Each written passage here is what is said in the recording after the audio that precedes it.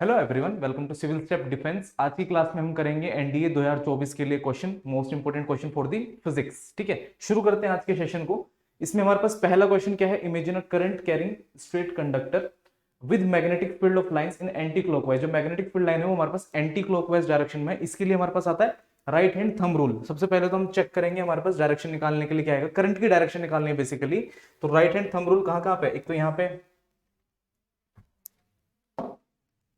एक तो right hand thumb rule आपका इधर है, ये रहा।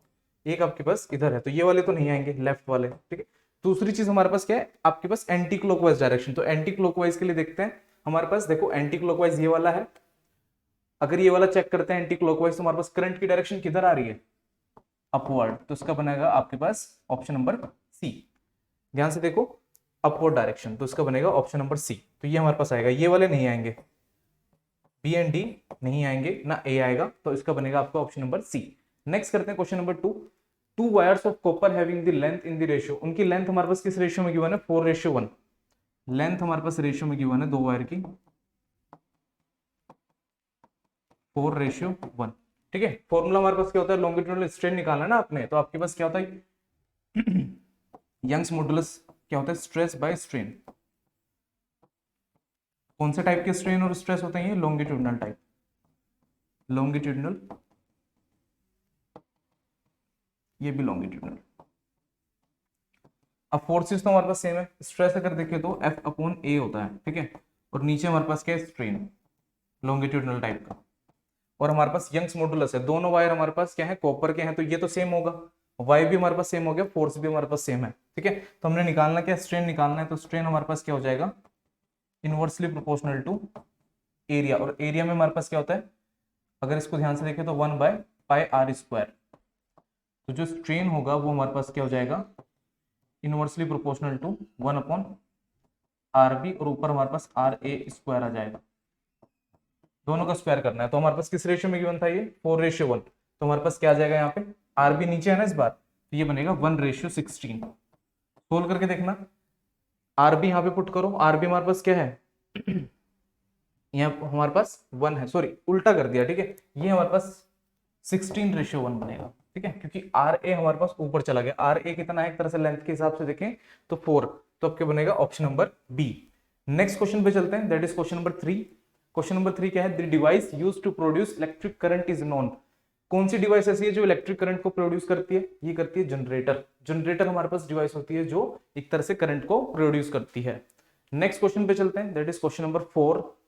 If two liquid of same mass, दोनों का मास हमारे पास सेम है बट डेंसिटी हमारे पास डिफरेंट है, ρ1 and ρ2 are mixed, then density of mixture. Density of mixture के लिए फॉर्मूला याद कर लेना, ये होता है हमारे पास option number C, rho is equal to 2 ρ1 ρ2 divide by ρ1 plus ρ2। ठीक है, ये पूरा सॉल्यूशन करना पड़ेगा इसके लिए, इसका आंसर आपने याद रखना है। ठीक है, अगर डेंसिटी ऑफ मिक्सचर, अगर डेंसिटी हमारे पास दोनों की अलग अलग दी हुई है, मासेस हमारे पास सेम है, तो हमारे पास फॉर्मूला कौन सा बनता है, 2 ρ1 ρ2 डिवाइड बाय ρ1 प्लस ρ2। तो इसका हो गया हमारे पास ऑप्शन नंबर सी।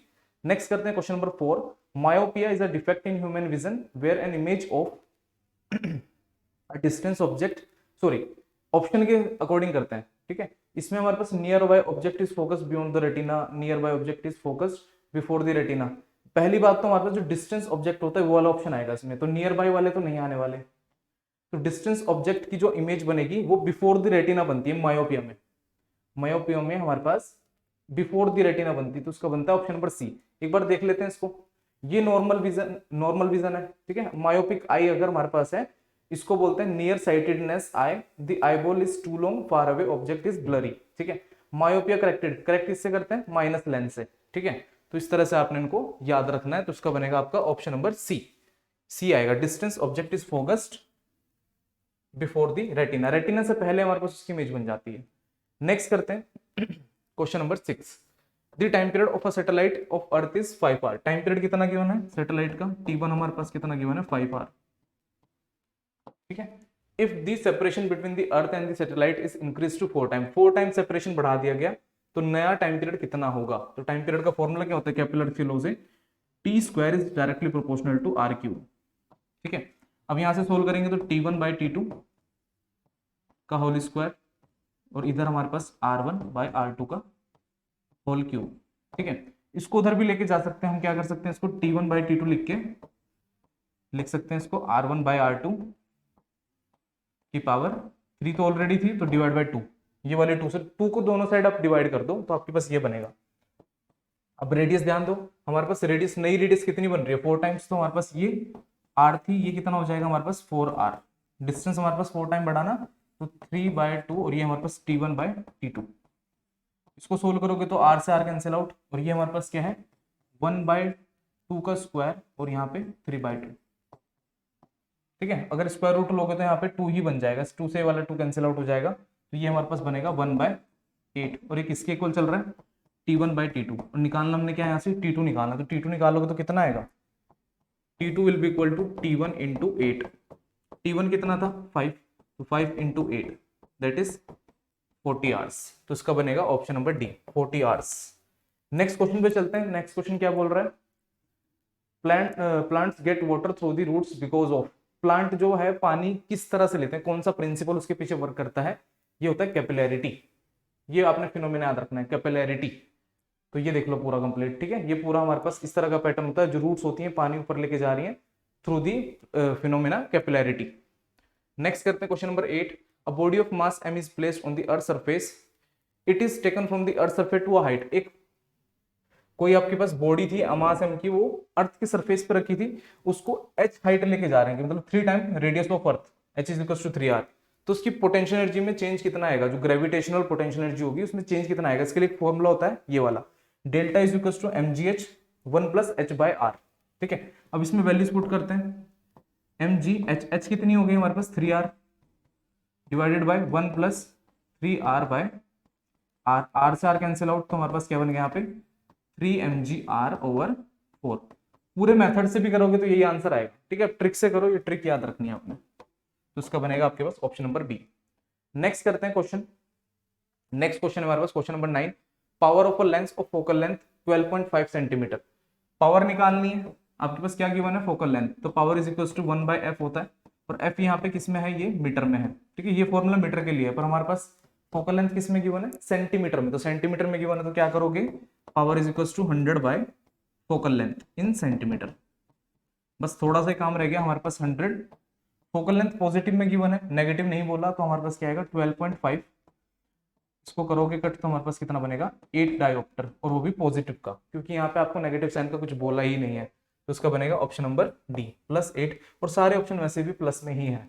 ठीक है, नेक्स्ट करते हैं question number 10, a ball thrown by one player reaches to the other in 2 second, एक प्लेयर बॉल फेंक रहा है दूसरे तक पहुंचा रहा है कितने टाइम में 2 सेकंड में, टाइम ऑफ फ्लाइट इसका कितना है 2 सेकंड, तो 2u sin θ/g, ये टाइम ऑफ फ्लाइट का फॉर्मूला होता है, किसके इक्वल है 2 सेकंड के इक्वल, और मैक्सिमम हाइट पूछी हुई है बॉल की, maximum height attend by the ball above the point of projection will be about, maximum height का फॉर्मूला क्या होता है, ये होता है u² sin² θ/2g, तो यहाँ से आप u sin θ निकाल सकते हो, अगर इसको देखो तो यहाँ से अगर करोगे तो u sin θ कितना आ जाएगा,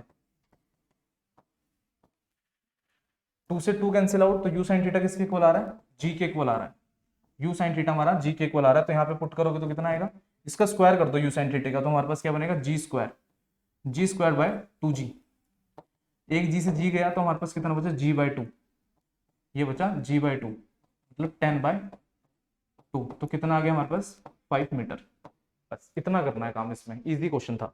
ठीक है, ऑप्शन नंबर सी बनेगा। नेक्स्ट करते हैं question number 11, spherical mirror formula relating an object distance u, image distance v and focal length of mirror f may be applied to a plane mirror when. ठीक है, किस तरह से आपने इसको देखना है, इसमें अगर हमारे पास प्लेन मिरर पे आप इसको अप्लाई कर रहे हो स्फेरिकल मिरर के फॉर्मूले को, तो हमारे पास क्या बनेगा focal length goes to infinity, इसका बनेगा ऑप्शन नंबर ए, जो आपके पास प्लेन मिरर होता है उसकी फोकल लेंथ हमारे पास इंफिनिटी को अप्रोच करनी चाहिए, और वैसे भी हमारे पास फोकल लेंथ उसकी इंफिनिटी को अप्रोच करती है। ठीक है, नेक्स्ट करते हैं question number 12, if a lighter body of mass m1 and velocity v1 and a heavier body mass m2 and velocity v2, masses हमारे पास हैवी बॉडी का ज्यादा रहेगा तो m2 should be greater than m1, ये condition हो गई। ठीक है, have the same kinetic energy, दोनों की काइनेटिक एनर्जी क्या है सेम, काइनेटिक एनर्जी का रिलेशन क्या होता है p²/2m, kinetic energy same given है, ये सेम है, तो जो मोमेंटम है वो किस पे डिपेंड कर रहा होगा मास पे p square should be directly proportional to m, तो मास पे डिपेंड कर रहा होगा, जिसका मास ज्यादा होगा उसका मोमेंटम ज्यादा, तो आपको यहाँ फैक्टर दिख रहा होगा m2v2 is greater than m1v1। Simple बस यही करना है, m2v2 should be greater than m1v1। ठीक है, इसका बनेगा ऑप्शन नंबर डी। नेक्स्ट करते हैं question number 13। Reverberation is a phenomena associated with a multiple reflection of sound, multiple reflection of sound, single reflection of sound, single reflection of sound. यहाँ पे multiple reflection of sound होता है। जो reverberation होता है basically आपके पास जो cinema halls आप देखते हो, ठीक है, इसमें जो आपके पास इफेक्ट होता है, एक तरह से वुडन वॉल होती है, वो क्या करती है, मल्टीपल रिफ्लेक्शन करती है, तभी साउंड इजीली सुनाई देती है। ठीक है, तो ये हमारे पास होता है रिवर्बरेशन। ठीक है, इको के लिए क्या कंडीशन होती थी, इको के लिए 17.2 मीटर डिस्टेंस मिनिमम होना चाहिए। ठीक है, चलो नेक्स्ट करते हैं question number 14। 10 wires same length same area same material are connected in parallel and has 1 resistance each. तो आपने पैरेलल में ऐड करने हैं एक तरह से 10 वायर और सबका रेजिस्टेंस कितना है 1 ओम का। तो 1 by R P is equal to 1 by 1 plus 1 by 1 plus 1 by 1 plus 1 by 1 ऐसे करके। ठीक है, 10 वायर है और सबका हमारे पास पैरेलल में ऐड करना है और सबका रेजिस्टेंस कितना है 1 ओम का। ठीक है, तो 10 बार ऐसे ऐड करना है तो हमारे पास क्या बनेगा, ये नीचे ऊपर 10 बन जाएगा, सॉरी हाँ ऊपर 10 बनेगा नीचे 1 बनेगा। ठीक है, 1 by R P is equal to this value और आर पी हमारे पास कितना आ जाएगा यहाँ से 1 by 10 that is 0.1। 0.1 ohm is the equivalent resistance, तो इसका बनेगा option number C. Next question करते हैं। नेक्स्ट क्वेश्चन हमारे पास question number 15। A tennis ball is thrown in a vertical upward direction. एक टेनिस बॉल है वर्टिकल अपवर्ड डायरेक्शन में थ्रो की गई है। ठीक है, किसी u वेलोसिटी से थ्रो की होगी। मैक्सिमम हाइट कहां तक पहुंच रही है इसकी, मैक्सिमम हाइट पहुंच रही है इसकी 20 मीटर। ठीक है, तो हमने वेलोसिटी निकालनी है। ठीक है, तो वेलोसिटी के लिए फॉर्मूला क्या होगा, simply h is equal to u square by 2g formula होता है और u square is equal to क्या आ जाएगा यहाँ से 2gh। ठीक है, हाइट हमें पता है, ग्रेविटी हमें पता है, तो u क्या कर लेंगे हम यहाँ से अंडर रूट ऑफ 2gh। इसको सोल्व करते हैं, 2 इंटू जी की वैल्यू 10 ले लेते हैं, हाइट कितनी 20, तो कितना बना अंडर रूट ऑफ 400। इसको सोल्व करोगे तो कितना बनेगा 20 मीटर पर सेकेंड। ठीक है, 20 मीटर पर सेकेंड आएगा। ठीक है, तो ऑप्शन नंबर डी बन जाएगा। ठीक है, नेक्स्ट करते हैं question number 16। What would be the displacement of a particle moving in a circular path of radius R. Circular path में कोई पार्टिकल घूम रहा है। ठीक है, इसकी रेडियस हमारे पास कितनी है आर, तो ये भी आर हो जाएगी। ठीक है, और कितना ट्रेवल कर रहा है ये हाफ सर्कल, हाफ सर्कल इस पॉइंट से मतलब चला और इस पॉइंट तक पहुंच गया। ठीक है, तो डिस्प्लेसमेंट हमारे पास क्या होता है, मिनिमम डिस्टेंस बिटवीन 2 पॉइंट्स, तो ये हमारे पास r प्लस आर, तो 2r हमारे पास यहाँ पे डिस्प्लेसमेंट हो जाएगा। डायरेक्ट बिल्कुल सिंपल क्वेश्चन था ये। ठीक है, तो इसका बनेगा आपका ऑप्शन नंबर सी। नेक्स्ट करते हैं क्वेश्चन नंबर 17। क्वेश्चन नंबर 17 क्या बोल रहा है, water is flowing in a pipe of diameter 4 centimetre with a velocity 3 metre per second. The water then enter into a tube of diameter 2 centimetre, the velocity of water in the other pipe is. सबसे पहले तो equation of continuity लगाएंगे यहाँ पे, a1 v1 is equal to a2 v2। ठीक है, आपके पास area कैसे निकालते हैं, अब पहले यहाँ पे देखो a को हम लिख सकते हैं पाई r1 स्क्वायर इंटू v1 पाई r2 स्क्वायर इंटू v2। ठीक है, यहाँ से आप क्या कर सकते हो, रेशियो निकालना है आपको, एक तरह से आपने v2 निकालनी है। ठीक है, v1 आपके पास है, v2 आपने निकालना, तो v2 इज इक्वल टू हमारे पास क्या जाएगा, पाई से पाई कैंसिल आउट, तो v2 हमारे पास बनेगा v1 और ये r1 बाय r2 का होल स्क्वायर। v1 कितना है हमारे पास यहाँ पे, v1 है हमारे पास 3 और ये हमारे पास कितना है 4/2 का होल स्क्वायर, तो 2 का स्क्वायर, तो यहाँ पे 3 into 4 that is 12 metre per second. तो इसका आंसर बनेगा आपका option number C that is 12 metre per second. Next करते हैं question number 18। The permanent magnet is made from which one of the following substance. Permanent magnet किस material की बनी होती है। ठीक है, परमानेंट मैग्नेट वैसे स्टील की बनाई जाती है, स्टील हमारे पास सबसे बेस्ट है परमानेंट मैग्नेट बनाने के लिए, और ये किस कैटेगरी में आएगा आपके पास, फेरोमैग्नेटिक। ठीक है, क्योंकि फेरोमैग्नेटिक सब्सटेंस अट्रैक्ट भी करते हैं एक तरह से। ठीक है, तो ये हमारे पास एक तरह से कोबाल्ट निकल, ये सब चीज में आती है, आयरन निकल कोबाल्ट, तो ये बनेगा आपके पास ऑप्शन नंबर सी। चलो नेक्स्ट है हमारे पास पुली वाला क्वेश्चन। ठीक है, इसमें आपके पास दो मासेज हैं, एक m1 है, एक आपके पास m/2 है, और एक पुली के ऊपर ऐसे लटके हुए हैं। ये मास थोड़ा भारी है तो ऊपर आ जाएगा। ठीक है, ये थोड़ा हल्का है तो m/2 यहाँ पे ले लेते हैं। ठीक है, अपने एक्सेलरेशन निकालना है कि ये एक्सेलरेशन कितना आएगा ऊपर की तरफ जो जा रहा है। एक्सेलरेशन का फॉर्मूला होता है हमारे पास m2 minus m1 divide by m1 plus m2, साथ में यहाँ पे g लगेगा।